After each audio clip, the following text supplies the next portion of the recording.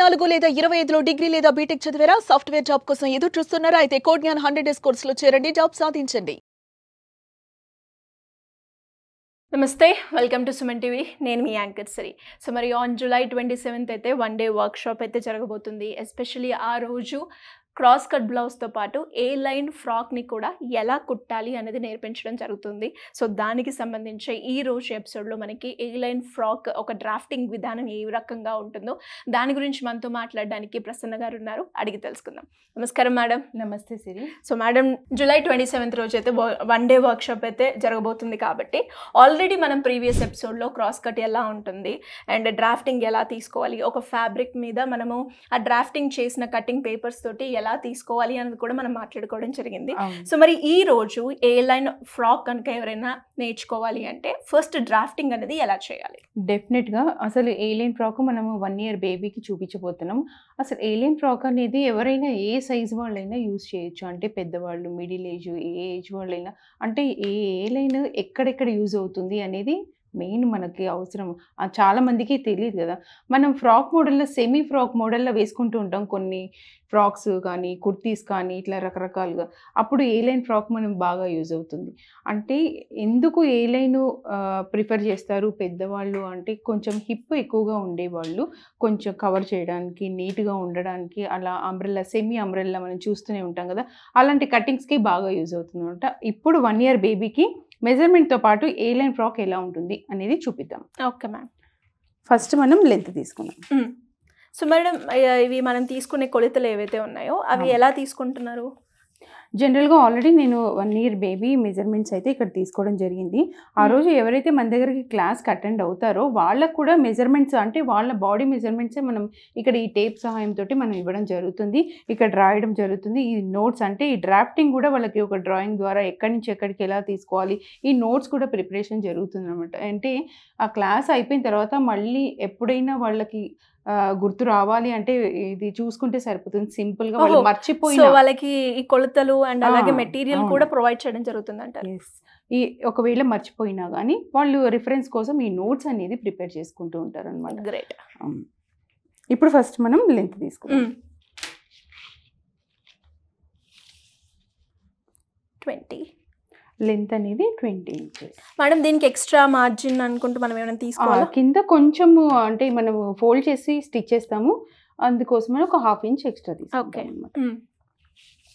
First shoulder. ఇందులో ఎన్ని parts ఉంటాయి మేడం? ప్రీవియస్లో మనము బ్యాక్ అయితే లెంత్, నెక్, క్రాస్ లెంత్ అనుకుంటూ కూడా మనం తీసుకున్నాం కదా. సో మరి ఇందులో పార్ట్స్ సేమ్ దీంట్లో కూడా బ్యాక్లో లెంత్ తీసుకుంటాము, షోల్డర్ తీసుకుంటాం, బ్యాక్ నెక్ తీసుకుంటాం. ఇవే కదా రొటీన్గా మనకి.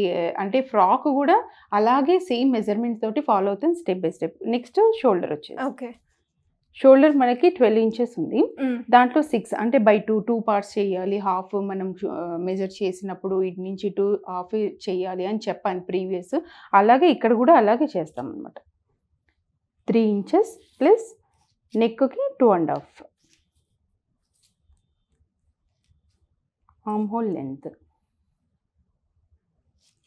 ఇక్కడ అప్పర్ చెస్ట్ వచ్చేసింది ఈ లైన్ మీద 8 ఇంచెస్.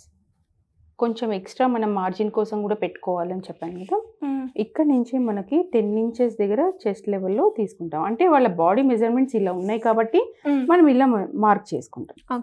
ఎక్స్ట్రా మార్జిన్ మళ్ళీ ఓన్లీ కేవలం ఈ పార్ట్ వరకే చేసి కింద నుంచి మనం గేర్ తీసుకుంటాం అనమాట. ఇది ఫ్రాక్ మోడల్ కాబట్టి ఇంతవరకు మెజర్మెంట్స్ తీసుకుంటాం.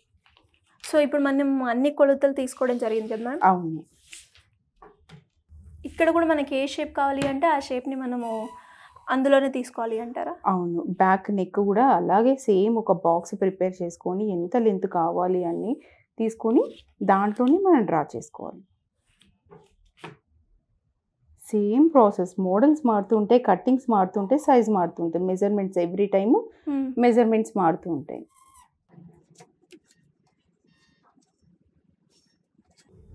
ఇక్కడ ఏదైతే మనం కింద లెంత్ తీసుకున్నామో దాని ప్రకారం తీసుకుంటాం అన్నమాట.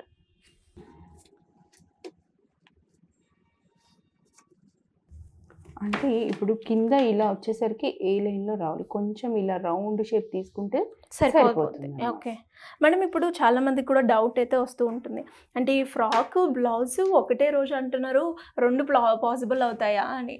నిజంగానే అవుతుందా మేడం? మనకి టైం సరిపోతుందా? డెఫినెట్గా, ఎందుకంటే ఫ్రాక్ అనేది చాలా సింపుల్ మెథడ్లో ఉంటుంది. అంటే మనం స్టెప్ బై స్టెప్ వాళ్ళతో ప్రాక్టీస్ చేస్తే వాళ్ళకి అలవాటు అయ్యి చాలా ఈజీ సింపుల్ ప్రాసెస్లో మనం చెప్పే విధానం కూడా అలా ఉంటుంది కాబట్టి వాళ్ళకి ఈజీగా అర్థమవుతుంది. ఓకే, నెక్స్ట్ ఏంటి మేడం? మనము కొలతలు తీసుకున్నాము, నెక్స్ట్ కట్ చేయడమేనా? కట్ చేయడమే.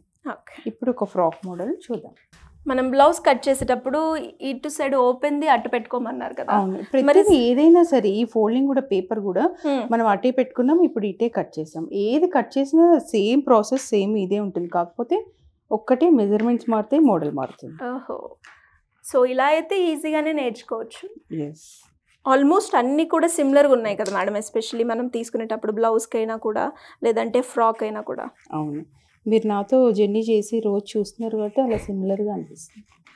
అంటే అంతే కదా మేడం, ఆల్మోస్ట్ మీరు అన్నట్టుగా నేను అన్నట్టుగానే ఈ ఓపెన్ ఏదైతే ఉందో అదే అటే పెట్టుకోమన్నారు. అవును, డెఫినెట్గా సేమ్ ప్రాసెస్ ఉంటుంది, కాకపోతే మోడల్స్ అనేవి మనకి రకరకాలుగా మారుతుంటాయి. మెజర్మెంట్స్, డ్రాఫ్టింగ్, బ్యాక్, ఫ్రంట్ ఇవన్నీ ఏది మారదనమాట. అంటే మనం ఎలా మోడల్ కావాలి, ఏ మోడల్లో మనం కట్ చేస్తున్నాము, ఇది చాలా ఇంపార్టెంట్. ఎస్, ఎందుకు ఎస్పెషల్లీ నేను ఇలా అడిగాను అంటే ఇప్పుడు నేను అన్నట్టుగానే చాలా మందికి కూడా ఇవి 2 అవుతాయా, మాకు అసలు నాలెడ్జే లేదు, 2 చేయగలుగుతాము ఒకటే రోజుల్లో అంటే ఇప్పుడు మనకి మాట్లాడుకునే దాన్ని బట్టి ఒక క్లారిటీ వచ్చి ఉంటుంది. ఎందుకంటే ఆల్మోస్ట్ సేమ్ ఉంది, జస్ట్ కొలతలే వేరియేషన్ ఉంది. అవును, ఇది యాపిల్ షేప్ అనమాట, అంటే ఏ లైన్ ఫ్రాక్. ఓకే, ఏ లైన్ ఫ్రాక్ అయితే రెడీ అయిపోయింది. ఫ్రంట్ పార్ట్ ఓన్లీ ఒక పార్టే, ఓన్లీ ఫ్రంట్ పార్ట్. ఇలాగ same as it is back కూడా కట్ చేసుకొని నీట్గా ఫినిషింగ్ ఇస్తే ఒక షేప్ అనేది వస్తుంది, అప్పుడు ఇంకా క్లారిటీ వస్తుంది. సో ఇది బ్యాక్ పార్ట్ కదా మేడం.